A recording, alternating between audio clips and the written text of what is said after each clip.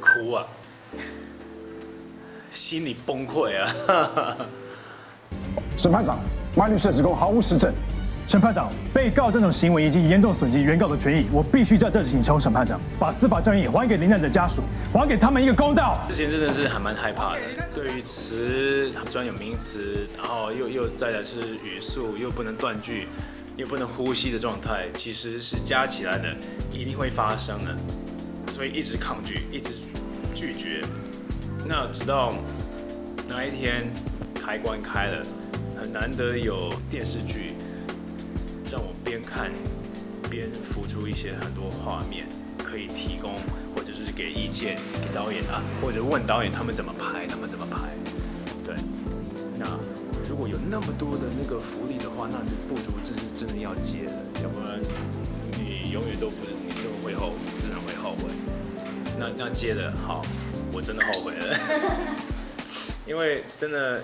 在我讲了，就是基本上我们在对本的时候，大家就是拿着剧本哦，念着台词的时候，他念他的，他念他的，我念我的，我真的是跟不上，我真的跟不上，因为很多字我也没有看过，我也没有做完翻译，我还在前几集，他们都已经念到后面几集了，然后就觉得很辛苦，每一天没日没夜的一直在翻译，要。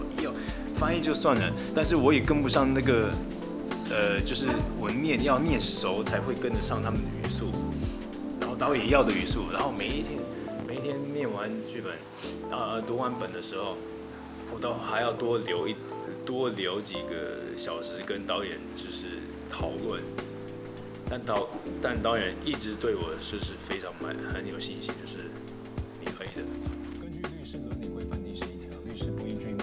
胜败而忽略真实之发现，当事人的说辞当然可以相信，但身为律师还是必须担惊查可不可以陪我一个便当啊？我最近很穷，所以闭嘴啊！哭啊，心里崩溃啊！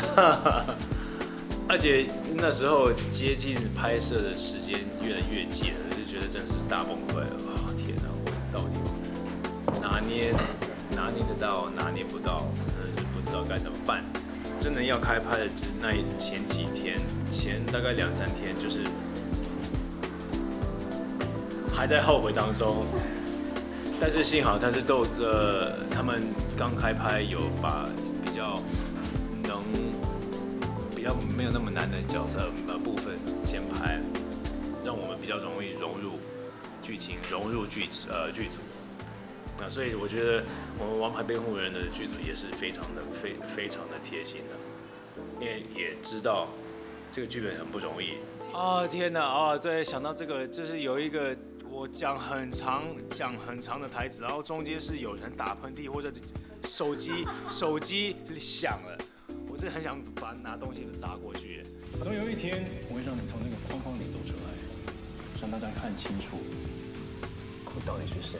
所以是会结婚会生小孩？会的，会，肯定的，这100%会的，不知道什么时候，只是100%要，就是这个我就会签合约的那种状态，就是一定要的状态。对我来讲，这是人生的下一个目标，这是人生的下一个目标，一定要的。从28岁都想要结婚到现在，所以计划赶不上变化。所以这个东西在我人生呢，我学会了就是我不能规划的那么死，规划的那么死，你永远就会卡到。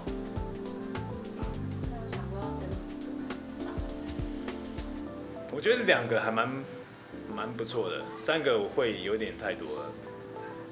两个至少是我觉得会有陪伴，小朋友会有陪伴，2个是至少是有 cover 到，爸妈没有办法 cover。但是至少是哥哥或姐姐可以帮他 cover 到。